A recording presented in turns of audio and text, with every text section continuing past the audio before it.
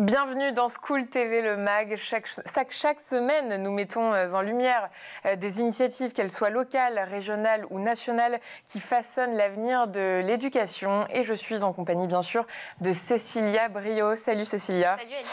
Voici le sommaire. Aujourd'hui, on fait étape dans l'univers de la maroquinerie, un secteur qui, en France, joue un rôle économique majeur, tant au niveau local qu'international. Quels sont les défis pour maintenir un tel rayonnement du secteur? Et quel métier trouve-t-on derrière ces créations? On en parle dans cette émission. Focus sur un métier en particulier, celui de guénier, un métier de précision indispensable pour la maroquinerie de luxe. Mais ce n'est pas tout. Selliers, harnacheurs, modélistes, prototypistes, nous vous ferons découvrir tout un florilège de filières et de professions. Et Cécilia, dans ta loupe, tu nous parles d'un duo de jeunes entrepreneurs qui repensent l'avenir de la maroquinerie. C'est ça, ils veulent concevoir des sacs d'un genre nouveau. C'est parti pour une nouvelle émission.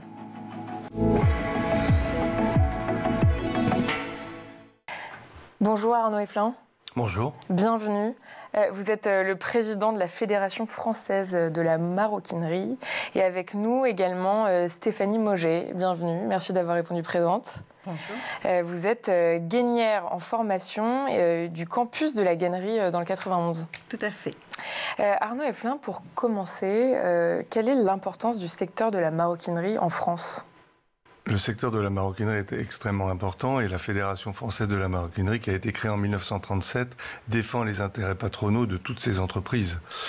Nous avons aujourd'hui une augmentation du plus du triple du nombre de personnes et d'employés dans la maroquinerie. Nous sommes passés à peu près en 10 ans de 10 000 personnes à plus de 30 000. On a atteint pratiquement les 40 000.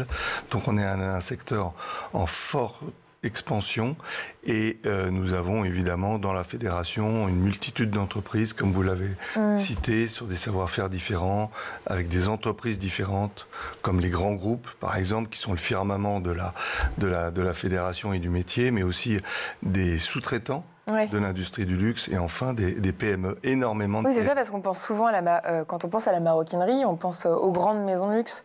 Mais en fait, c'est une majorité de PME. On a un tissu extrêmement diversifié d'une multitude d'entreprises. Donc, je vous ai cité la multitude d'entreprises, non seulement grandes, moyennes et surtout petites, qu'ils constituent, mais il y a aussi énormément de savoir-faire derrière ça. Et il y a la maroquinerie, mais vous l'avez cité aussi, les selliers harnacheurs, et vous avez aussi les gainiers, et les bracelets-montres. Donc vous avez énormément de PME qui tissent au quotidien. Et en termes d'impact sur certaines économies de nos régions, qu'est-ce que ça représente pour une région ? Il faut savoir, vous pouvez donner un exemple ? C'est quand même très important puisque vous avez une caractéristique extrêmement fixe, c'est que vous avez énormément de maroquinerie sur tous les territoires. Donc ça, c'est une caractéristique assez forte du métier. Ça n'est pas simplement dans une région, mais on est vraiment dans toutes les régions de France. Et la France est aussi le troisième exportateur mondial de maroquinerie. C'est difficile de maintenir cette position ? Alors c'est non seulement le troisième exportateur mondial, mais c'est aussi la quatrième branche exportatrice en solde de ce pays. Donc elle a une influence très importante sur le commerce extérieur. Et il y a encore un réel attrait pour ces métiers de la part des jeunes notamment ? De plus en plus. C'est vrai que les métiers de la main n'ont pas été forcément extrêmement valorisés ces derniers temps, et notamment dans l'histoire de l'éducation française. Mais ceci dit, de plus en plus de gens reviennent à leur métier de base et à leur intérêt, surtout, quand ils ont une propension à se dire « j'ai envie de faire des choses de mes mains ». Souvent, ils ont été dirigés dans une filière généraliste. Aujourd'hui, de plus en plus, on essaie de mettre les gens devant leur passion. Et c'est cela, on fait énormément de salons aussi pour mettre en avant nos métiers, pour montrer aux jeunes qu'il n'y a pas que la filière généraliste, mais aussi la filière technique, et notamment le travail de ses mains qui peut être extrêmement valorisant, puisqu'on fait un produit de A à Z. En fait. Stéphanie, en quoi consiste le métier de gainier ? Alors, le métier de gainier, c'est, dans un premier temps, nous avons on va dire des coffrets en bois que nous, on appelle des fûts, que l'on vient habiller soit de cuir, de papier, voire même de tissus aussi. Et vous avez apporté vos créations? Est-ce que Oui, vous voulez quelques créations que l'on fait au campus. Donc ceci, on appelle ça un écrin chapelle parce qu'il se ferme comme ceci. Vous pouvez le... Hop, voilà, Voilà. Parfait. Le surélever encore, je pense. Encore. Et donc là, typiquement, vous aviez reçu le boîtier en bois. Voilà, en bois brut. Et donc là, il est recouvert de cuir. Et là, c'est pour... c'est un écrin pour des boucles d'oreilles? Exactement, pour accueillir des boucles d'oreilles. Et typiquement, ce sont le genre d'objets qu'on vend directement aux maisons de luxe. Comment ça se passe? Ça, c'est pas à destination des particuliers? Non, vous l'avez bien vu, donc ce sont des écrins qui sont faits directement pour les maisons de luxe, qui viennent chercher le savoir-faire et aussi la proximité pour faire leurs pièces spéciales, leurs pièces exceptionnelles ou leurs pièces qui leur demandent un travail énorme de travail sur la joaillerie.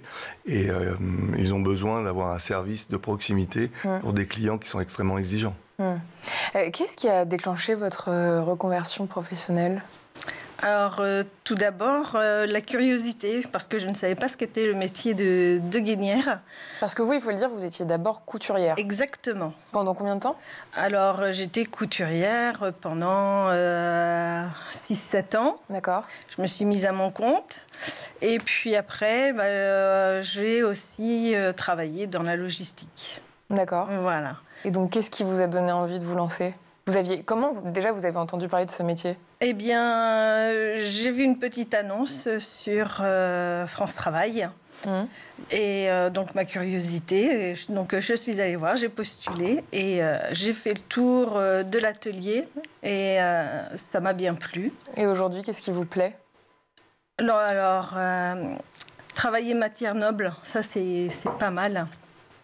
Et puis on est assez libre dans notre travail aussi. Nous avons des formatrices qui sont exceptionnelles, qui nous a appris justement à aimer ce travail et puis acquérir toutes les techniques pour pouvoir bien gainer.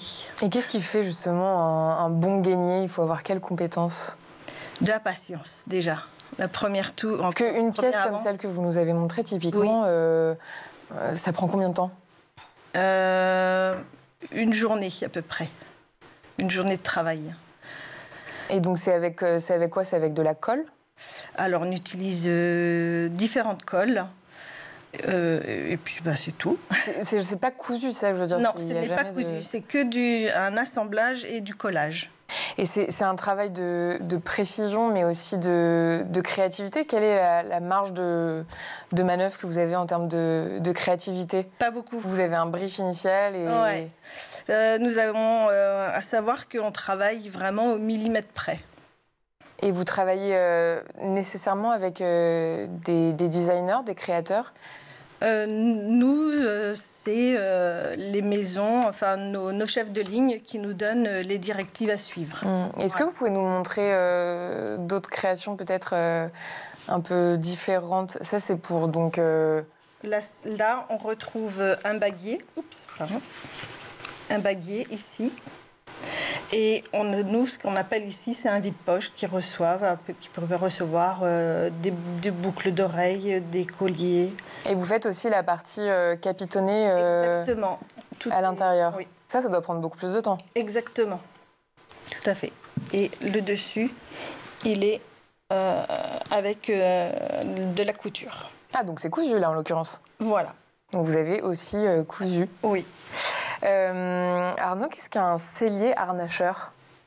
Un sellier harnacheur, donc c'est tout ce qui est autour du cheval, qui fait la selle, qui fait l'harnachement, le mors à partir de les rênes, etc. Donc c'est un métier extrêmement précis. Il y a une belle industrie en France et un beau secteur sur ces parties-là et qui est en développement actuellement. Et qui, là aussi, n'est pas qu'à destination du luxe ou des maisons de luxe. Non, complètement. Après, ça s'adresse au monde de l'équitation. Oui. Le monde de l'équitation est un monde... Il faut savoir que le monde de l'équitation en général en France, c'est le 3e sport en France. Après le football et le tennis. Donc c'est un sport plutôt méconnu, mais très connu des jeunes enfants pour la partie poney, mais un peu moins pour le reste. Cécilia ? Comment le secteur se porte face au contexte économique ?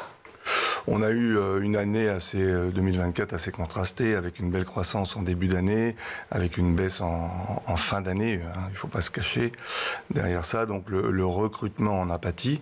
On était sur une tendance de recrutement d'à peu près 5000 artisans par an. Et évidemment, ça s'est énormément tassé sur cette fin d'année. Ceci dit, on est assez optimiste avec globalement le contexte américain qui est assez porteur en termes de consommation. En termes géopolitiques, c'est une autre question. C'est notre principale destination en termes d'exportation ? Alors, ça fait partie des blocs de continents qui sont en croissance. Après, évidemment, vous avez la Chine qui est actuellement avec quelques petits problèmes économiques. Mais globalement, les groupes de luxe sont répartis sur ces 3 continents, que sont l'Europe, les États-Unis et la Chine. Les 2 premiers, donc les Amériques ainsi que l'Europe, se défendent plutôt bien. Du coup, 2025, vous l'envisagez plutôt bien, le marché sera plutôt bien, on ouvert va dire qu'on sera étal. Je pense que ça serait déjà une très bonne chose. Vous êtes plutôt confiant. Ce qui veut dire que pour la formation, on avait beaucoup de formations initiales. Maintenant, on a plutôt de la formation d'artisans qui sont déjà présents dans les entreprises. Formation continue. Où là, on va apprendre des nouveaux métiers, on va spécialiser et rendre les artisans beaucoup plus polyvalents en plus. Ce qui leur permet de faire des objets de A à Z. Et parmi les métiers, il y a aussi celui de modéliste, prototypiste. Je vous propose qu'on regarde ce que ça donne. J'ai fait un bac scientifique, puis après je me suis dirigée vers un BTS industrie de matériaux souples, qui est plutôt axé sur le vêtement. Ensuite j'ai pu rentrer en tant que maroquinière. Par la suite je me suis dirigée en tant que modéliste prototypiste dans la maison. En tant que modéliste prototypiste, je suis au début de la chaîne. Mon rôle est de donner vie au dessin, au croquis du styliste, de coller au plus près à ses envies. Dans notre métier, on n'a pas vraiment de journée type, c'est plutôt un processus. On commence tout d'abord par prendre des informations auprès du styliste. Soit ça va être un croquis, une expression écrite, une demande de reproduire un modèle déjà existant et de le remettre au bout du jour. Ensuite, on se met sur ordinateur. À l'aide d'un logiciel de conception assistée par ordinateur, on va fabriquer les patronages. On va commencer par monter une première maquette pour avoir le volume de la pièce. Si ça se passe bien, on va pouvoir continuer en faisant un prototype.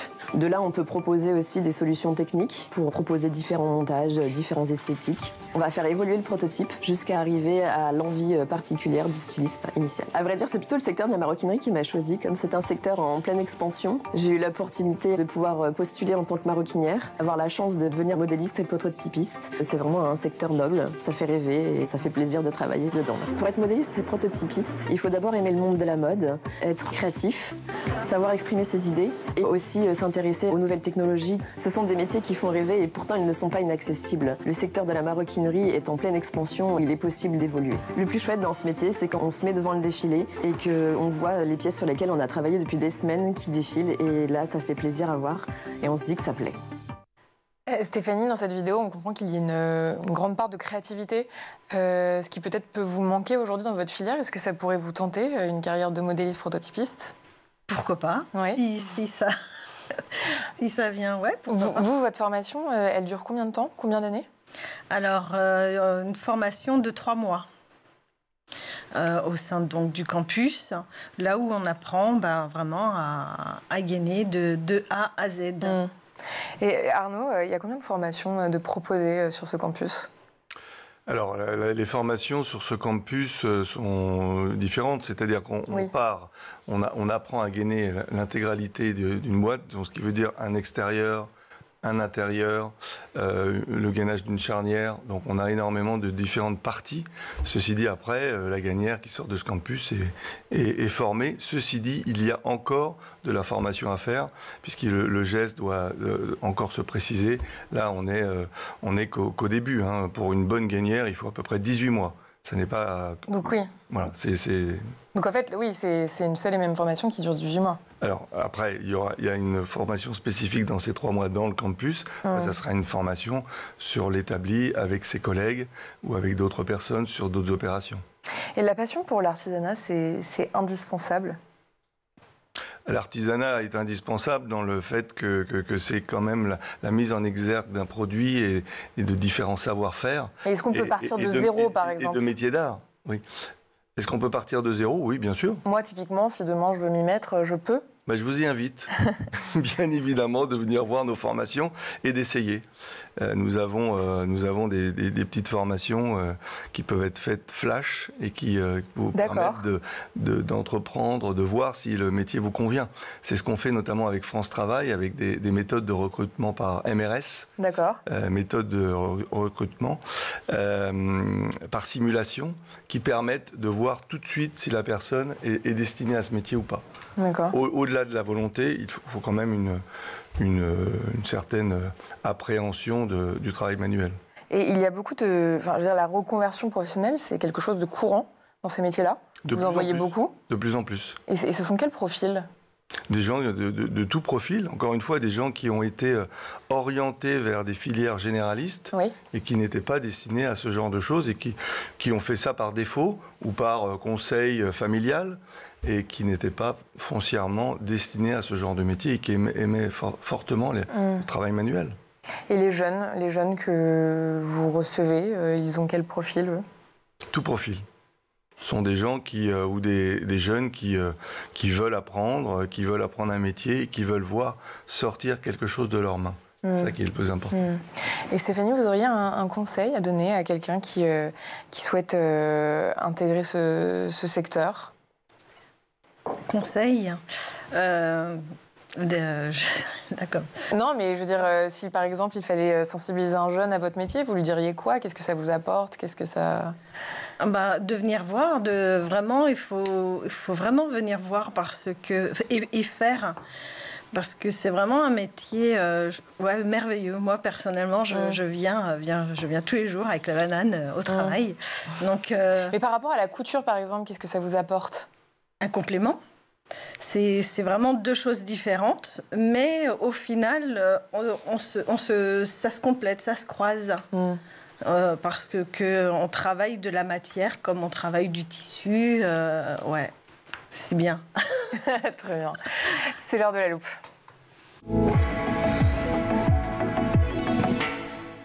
Et Cécilia, tu nous parles d'un projet totalement innovant et prometteur pour le secteur de la maroquinerie. Oui, Alix, Paul et Mathis sont deux étudiants qui ont lancé une marque qui s'appelle Raylor, qui est une marque engagée et végane. Avec leur entreprise, ils souhaitent concevoir et vendre des sacs de voyage made in France. Des sacs qui sont produits à la fois à la demande en matière végétale, fabriqués à partir de peaux de pommes, de peaux de raisin ou encore de peaux d'olive.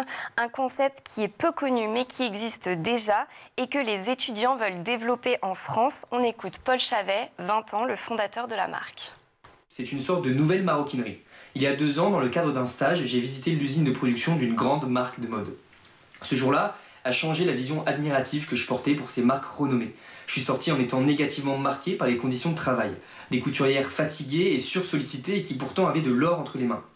Alors à partir de ce constat, j'ai voulu à mon échelle changer cette vision sans avoir pour objectif de devenir un leader national ou mondial, mais de développer un projet qui me ressemble, dans lequel je lutte pour une transparence envers les consommateurs et un respect de ce savoir-faire. Et surtout que chaque personne souhaitant lutter contre ça me rejoigne et puisse se reconnaître.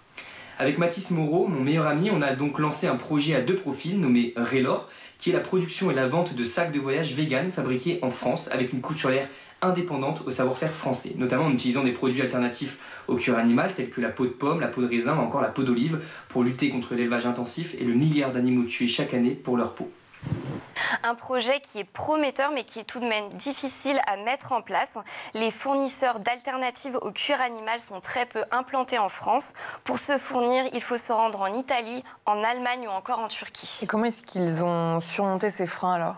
Eh bien, Alix, ils ont bénéficié l'an dernier de l'accompagnement de Pépite Nord-Aquitain, qui est un dispositif qui aide les jeunes entrepreneurs. Pour trouver d'autres sources de financement et faire aboutir leurs projets, les étudiants participent cette année au prix Ma Première Entreprise, qui est un prix qui est organisé par la Fondation Poitiers Université. L'objectif, en fait, c'est d'être accompagné humainement et décrocher une aide financière pouvant aller jusqu'à 10 000 € sur 2 ans. Objectif aujourd'hui pour les 2 jeunes, c'est de lancer leur site internet qui sera début mars. Et ils ont déjà réussi à mettre en place une collection de sacs cabas en tissu. Voilà. Et tu avais une question, je crois. Oui, alors j'avais une question pour vous deux. Je ne sais pas lequel de vous veut répondre en premier. En quoi ce projet, selon vous, est prometteur pour la filière ? Alors moi j'ai deux petits points à revoir. Alors on ne peut pas parler de cuir végétal. Déjà on parle de fibres, on parle de matière. Il faut faire très attention à ce qu'on appelle cuir. Cuir c'est un élément, c'est une matière naturelle issue d'une bête.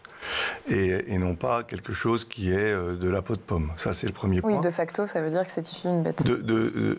Alors on ne tue jamais une bête pour sa peau mais pour sa viande.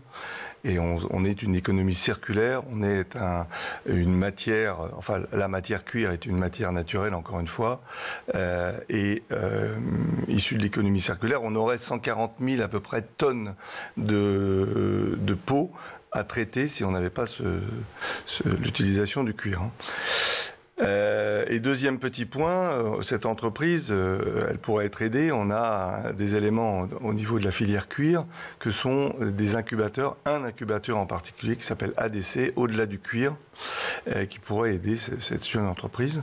Et on a une deuxième brique dans le secteur qui est Cuir Invest, qui est un fonds d'investissement dédié aux entreprises du cuir et qui permettent de financer justement. Donc il y a le premier étage de la fusée qui est ADC, le deuxième étage étant Cuir Invest.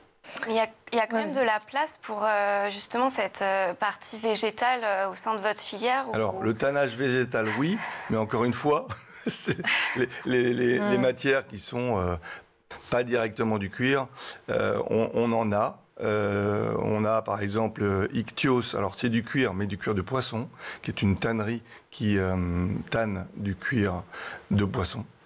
Là, c'est pas directement un ovin ou un bovin, mais voilà, on a d'autres entreprises. Il faut quand même être un petit peu utiliser la matière cuir. Hein. Mais ce qui m'interpelle, j'avais jamais entendu parler de matière végétale, peau de pomme. Ça veut dire que ça se désagrège au bout d'un moment ? Alors oui, les capacités de résistance de ces matières, on ne les connaît pas bien. Mais en tout cas, on a fait une analyse justement avec une société qui nous a fait des études sur des degrés de résistance à l'eau, à la lumière, à la résistance de frottement. Et on a vu que la matière cuir était sur tous les points supérieure aux matières dites véganes ou végétales.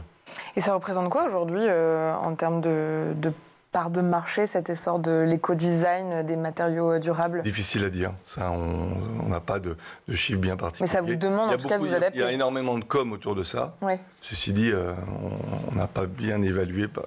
Mais typiquement, les jeunes générations qui intègrent vos formations, est-ce qu'elles sont demandeuses de travailler ces matières-là ? Elles sont demandeuses et pas demandeuses. Je pense qu'elles doivent avoir les bonnes informations pour utiliser la bonne matière pour le produit qu'elles vont faire, au-delà de la com qui peut en subvenir. Et quelle est la place des innovations technologiques dans vos formations ? Parce que ce sont des métiers de tradition plutôt. Est-ce que cependant vous insérez de l'innovation ? Énormément d'innovation à tout niveau, au niveau des matières notamment, mais aussi au niveau des process de fabrication, et puis la façon dont on va faire un objet. Ça c'est très important. On peut le faire de différentes façons. On peut éliminer, par exemple, sur un écran, on peut éliminer une charnière, on peut faire du gainage sans colle, on peut faire un support qui soit différent, puisque Stéphanie a parlé de fût en bois, on peut remplacer ce fût en bois par d'autres matières. Donc on a des capacités d'innovation qui sont très importantes. Oui. Vous travaillez avec des machines sophistiquées ou c'est 100% main, 100% manuel ? 100% manuel. Oui. Ouais, quand ça nous arrive à la table, nous sommes 100% manuel. Oui. Et vous aimeriez bien travailler avec des machines peut-être un peu plus de pointe ou... Pas spécialement. Pas spécialement, c'est vraiment Ouais, vraiment le toucher. Qui vous intéresse. Ouais, c'est ça. Et Arnaud, en termes de perspectives de carrière, est-ce qu'il y a des opportunités d'évolution professionnelle ? Typiquement pour Stéphanie, par exemple. Quelle perspective elle peut avoir si elle a envie d'évoluer au sein de la filière ? Les perspectives sont assez importantes puisque déjà on a non seulement cette formation initiale, mais cette formation continue en interne de toutes les entreprises qui ont des métiers qui n'ont, comme on l'a dit, pas directement formés par l'éducation nationale. Donc les entreprises ont repris ces formations en interne et font par exemple des CQP, certificats de qualification professionnelle, dans les différentes matières on a énoncé que ça peut être des modélistes prototypistes, le CQP gainier, le CQP bracelet-montre, le CQP couture. Donc ce sont des formations continues à l'interne de l'entreprise qui permettent à tout artisan de progresser. Puis après, vous avez des jobs de management par rapport à tout cela, qui sont des positions de chef de ligne ou autres. Et Stéphanie, justement, est-ce que vous avez un rêve à atteindre à plus long terme ? Pour le moment, je suis toute récente dans l'entreprise. Ouais. Est-ce qu'il y a des choses qui vous font envie ? Là, on a vu d'autres métiers. Est-ce que éventuellement vous l'autorisez au moins à y penser ? Pourquoi pas, ouais, pour d'autres petites pistes, ouais, ça serait sympa. Et dernière question, Arnaud, comment rendre ces métiers encore plus visibles et attractifs, notamment pour les jeunes, puisqu'on est sur une chaîne éducative ? Alors déjà de venir essayer dans les différents salons, le salon des métiers. Nous sommes aussi présents au salon de l'agriculture avec le stand Vachement Cuir. Vous pourrez expérimenter différentes petites... Dans les salons, ils peuvent expérimenter des choses. Bien sûr. Pas besoin de venir sur le campus. Vous venez sur le stand Vachement Cuir, par exemple, la semaine prochaine au salon de l'agriculture, vous aurez la possibilité de faire une petite vache en cuir avec un petit élément de couture. Donc vous êtes capable, on fait des petits ateliers qui prennent 5-10 minutes. Les jeunes peuvent venir expérimenter leur talent par rapport à tout ça. Très bien, donc merci beaucoup. Il faut venir essayer ces métiers. Merci beaucoup Arnaud Effelin, président de la Fédération française de la maroquinerie, et Stéphanie Mauger, gainière en formation. Merci à toi Cécilia, je te dis à demain. À demain. À demain pour une nouvelle émission. Merci à vous. Merci.